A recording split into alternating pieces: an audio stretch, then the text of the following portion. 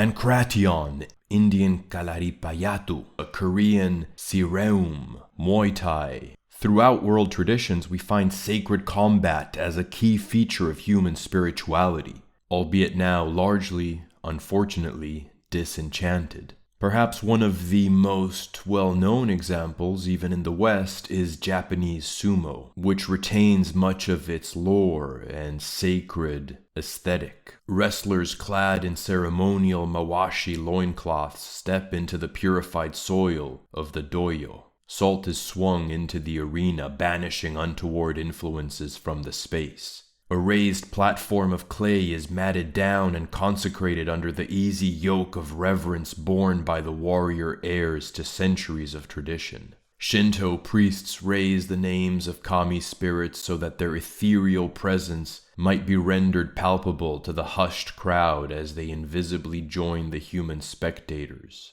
Drums are pounded.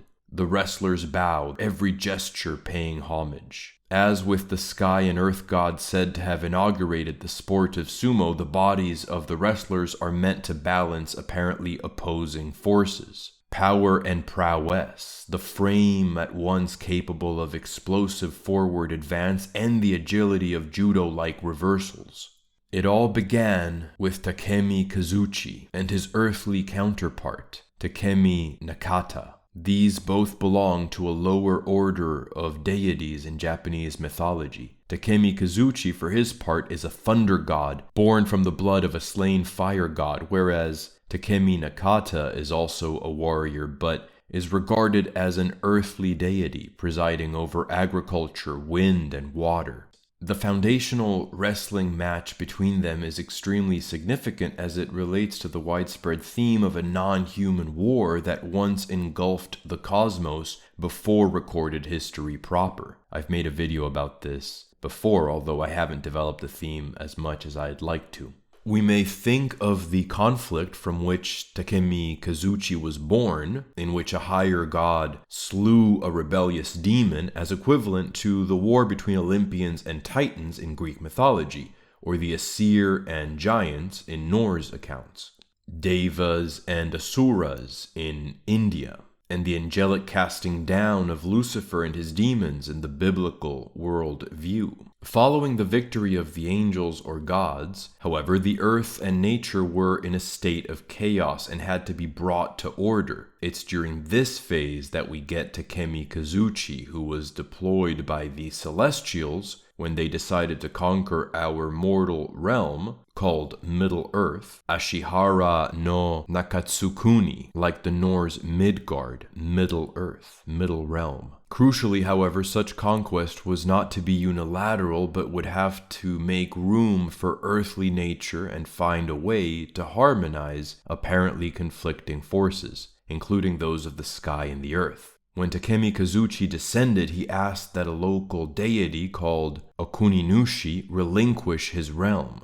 Everything was now to be brought into alignment with heaven, but one of Okuninushi's children, Takemi Nakata, refused. Therefore, the first sumo match commenced between the two Takemis, and the latter earthly deity was defeated, but received a position of honor all the same. Takemi Kazuchi then went on to aid Emperor Jimo in his conquests, the sort of foundational ancient emperor of the Japanese people, helping establish a politically pacified human dominion. That was the whole point. The defeat of rebellious spirits and the pacification of the earth makes room for the vice-regent of heaven on earth, the human being, the center of creation. The similarity between the names Takemi Kazuchi and Takemi Nakata points to them representing corresponding principles. They are two forms of one principle, in a sense, where the lower earthly has gone out of sync with its own higher heavenly portion, and so has to be defeated, but in being defeated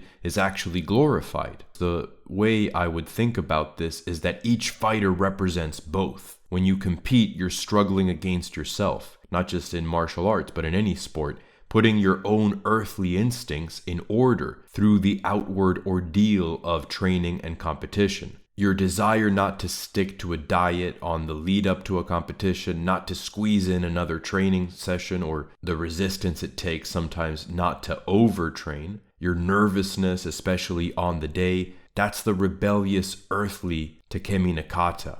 And your will is the higher heavenly champion subduing him. The outer competition reflects that. It's the context for experiencing that prolonged training and stressful period during which you're really learning about your own disordered desires and what it takes for your will to impose itself upon them. This is how I think we should frame our relationship to competitive fighting in general. On this issue of balancing apparently opposed powers, you have to acknowledge that the earthly, the instincts, the body, have a very important role to play. And once they're ordered, they kind of do what you want them to do as a second nature. They acquire the habits that you've inculcated. At first, it's very artificial to force your body into certain positions during martial arts, for example. But pretty soon, the body drills on its own. Once you repeat something often enough, it's kind of a second nature. And then really, that's a metaphor for how the lower mind, the lower body, becomes integrated into the higher spiritual. In sumo, both wrestlers have to place their hands on the ground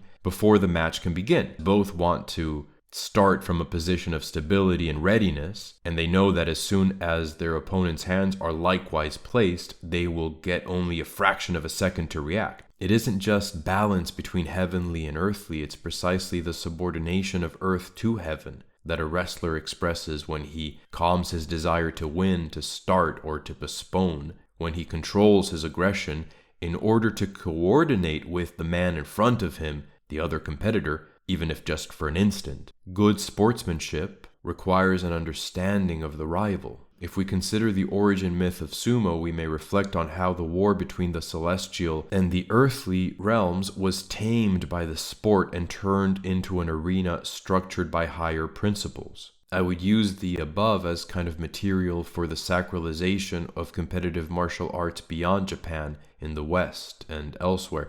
I'll get to the European tradition, but we actually have examples of sacred combat in India, in the Kerala region. Kalari Payattu is said to originate from Parasurama, the sixth avatar of the god Vishnu, who reclaimed land from the sea to form the region of Kerala to begin with, and he taught the martial art to its people that they might protect their country. So it's linked to the idea of reclaiming nature and ordering nature for the sake of human habitation, just as in the Japanese story. In Europe, Greco-Roman wrestling, or Pankration, is linked to Heracles and to Theseus, being the set of techniques that, according to various accounts, were used by them during their respective quests. In this regard, we would particularly connect it to the conquest of Antaeus, the son of Gaia, by Heracles. One is heavenly, a champion of Olympus. The other is an earthly fighter, disordered nature, an oppressive giant who has to be put in his place. We can also highlight Theseus facing the Minotaur as an instance in which presumably Pankration, wrestling, was used. Then there's the idea of Zeus defeating Typhon, in a sense integrating the serpent dragon into the natural order, because Typhon is said to run from Mount Etna in Sicily to the volcanic countryside in Naples. So these are sacred places. Typhon is defeated by Zeus, but then he becomes part of nature. The same idea shows up with Apollo defeating Python and then setting up his oracle at the sacred site of Python in Delphi. Antaeus is interesting. He was the son of Poseidon and Gaia, so the ocean and the earth, embodying disordered, inhospitable nature, and was a tyrant. He would challenge whoever traveled through his land in North Africa, and once he defeated them in a wrestling match, he would murder the unfortunate wayfarer and use his bones to build up a macabre temple to his father, a demonic Poseidon, like a tribute to the waters of chaos. But his stronger connection was to his mother, Gaia, for whenever he would touch the ground, he would draw up power from her, and for this reason could not be bested. Even if an opponent succeeded in throwing him down, this would precisely only succeed in in revitalizing him and strengthening him. We read about Antaeus and his contest with Heracles in the work of Ovid and Apollodorus, for example. One reading of this myth suggests that language about his mother being the earth, so that he could draw up power from being on the ground, is describing the technique of a grappler specializing in groundwork. For one unskilled in this, such a wrestler would seem to counterintuitively gain strength from being cast down. Philostratus, in Imagines, Book 2, describes this. Quote, Antaeus, whom the earth bore to do mischief to strangers by practicing, I fancy, a practical style of wrestling. So when Heracles faced Antaeus, he had to figure out how to keep a lock on the grappler while lifting him so that the son of Gaia would not have contact with the ground. In other words, facing this technique, he had to innovate and, in a sense, invent a fighting style to deal with it. This contest is a good candidate for being the founding moment of Pankration. Pankration also includes striking, but this is where grappling was perfected. Heracles could already wrestle, as we read concerning his defeat of the Nemean lion, to which he applied a rear naked choke, after clobbering it with his club and so disorienting the beast. Theocritus, in his Idyll, talks about that. But with Antaeus, he has to rely on grappling alone, and it's grappling of another order. He cannot knock the giant down, as with the lion, or rely on striking without risking him regaining his strength after getting knocked to the ground, nor can he rely on the ground to pin him down. It's significant that the defeat of Antaeus comes before Heracles goes on to secure the apples of the Hesperides, the fruit of immortality, and so seems to mark the final perfecting of his style of fighting. By this point in his journey, Heracles has acquired all the necessary techniques. After this, he has to deal with one more giant and then the dragon Ladon. The link with Gaia is interesting because grappling is, in a sense, the yin or feminine component of fighting compared to striking, the yang or masculine component. From the Tao of War by Mikhail Abdul-Latif, we read, quote, the yin of the grappler envelops. The one becomes many as the one grappler becomes many limbs. The yang of the striker penetrates. The many becomes one as the many limbs of the striker gather into a single fist. End quote. Antaeus' earthly, maternal, Gaia-given, grounded grappling is the use of nearness, envelopment, femininity, for the sake of killing erstwhile travelers, not in honorable combat, but combat that's forced upon them, not ending in honorable defeat, but in murder. It's an image of corrupted nature, corrupted femininity, and as often comes up in modern commentaries of the myths, an image for some half-imagined matriarchal human sacrificing period in the remote past, which Heracles is credited with putting an end to. Robert Graves speculates as much in the context of other myths around Hercules. Of course, Antaeus is also sacrificing to Poseidon, the male, as raging ocean, corrupted masculinity. Whenever you have corrupted feminine, you have corrupted masculine too. It's a defeat of a human sacrificing tyrant, a perverted religion. Antaeus, being a giant, connects with the symbol of old forces improperly manifesting in human form. Big tyrannical ideas, hypertrophic distortions of the human scale. The Nephilim giants in the Bible represent this too,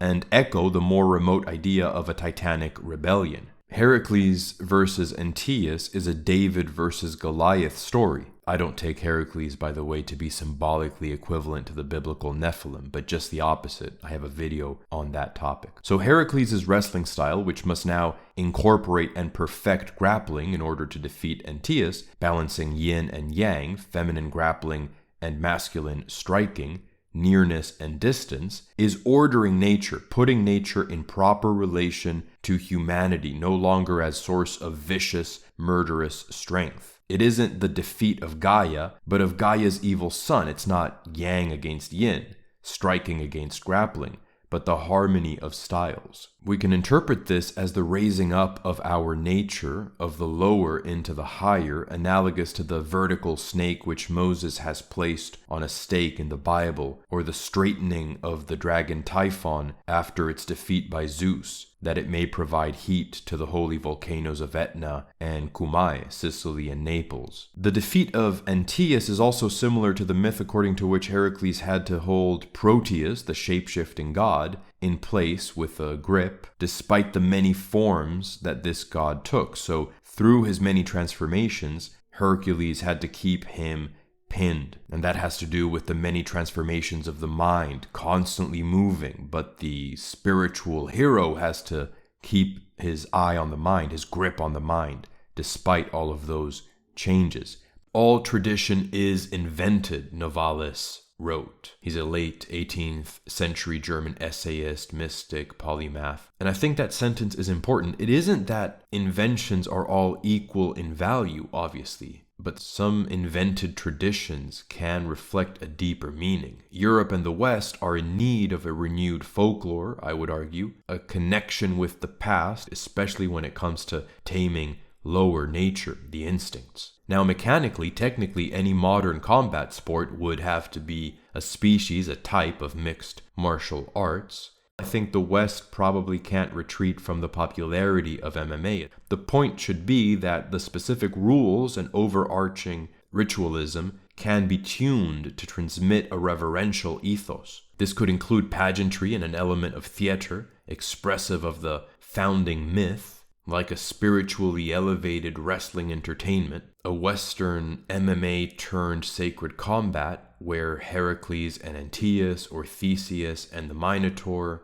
Apollo and Python, Zeus and Typhon are its patrons, would be part of a general push to renew or reinvent ourselves. In an old video, I've also talked about, for example, making the fall of Troy in June, the Trojan exile and the founding of Roman civilization by Trojans, presenting us with a kind of parallel story to the Israelite exile in the Bible, but one specific to Europe, in order to remind ourselves that as a civilization we are still heirs to Rome and to the Trojans who founded her. And one day I'll make a whole video with slightly, maybe quirky, a kind of light video, with ideas for new traditions, for invented traditions, as Novalis said, that may connect us to the past and to spiritual principles. The idea is to invent traditions based on the archaic West, to push back against global hegemonic slop culture with active rediscovery of the distant past in new forms. So yeah, the pacification of nature as an analog to the pacification of the lower bodily instincts and mental habits by the focused will of the competitor, so that fighting competitions become the context for that inner spiritual discipline and struggle. And the need to recover, specifically Greco-Roman Pankration wrestling, to connect to the myths that might be linked to it in order to resacralize the past, the European antique past, its roots.